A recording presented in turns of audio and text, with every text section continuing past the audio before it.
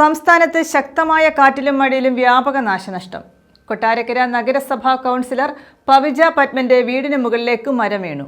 വീട്ടിൽ ആളില്ലാതിരുന്നതിനാൽ അപകടം ഒഴിവായി.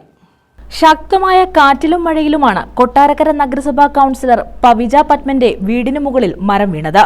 ഇന്ന് വൈകിട്ട് ഏകദേശം 6:30 വലിയൊരു കാറ്റ് വന്ന് ഒരു ആഞ്ഞിലി ഒരു തെങ്ങ് മറിഞ്ഞ് ഈ കെട്ടിടത്തിൻ്റെ മുകളിലേക്ക് വീഴുകയും വൻ ദുരന്തം ഒഴിവായി എന്ന് തന്നെ പറയാം. രാവിലെ 6:30 സംഭവം. വീട്ടിൽ ആളില്ലാതിരുന്നതിനാൽ വൻ അപകടം ഒഴിവായി. സമയത്ത് ഇതിനകത്ത് ആളില്ലായിരുന്നു. അതുണ്ടായിരുന്നെങ്കിൽ വലിയൊരു ദുരന്തമായിരുന്നു. പിന്നെ ഒരാളുള്ളത് ഇറങ്ങി അപ്പുറത്തോട് ഓടി. ഇത് രണ്ടുപേരും ഒത്തിരി നാശങ്ങൾ ഉണ്ടായിട്ടുണ്ട്. വലിയൊരു അപകടമായിരുന്നു. വലിയ മരമായിരുന്നു.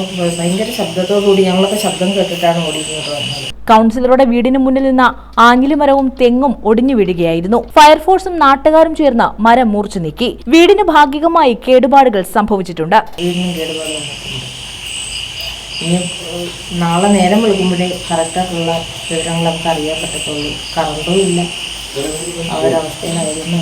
കൃത്യമായിട്ടൊന്നും അറിയാൻ പറ്റില്ല. ന്യൂസ് ബ്യൂറോ, കൊല്ലം.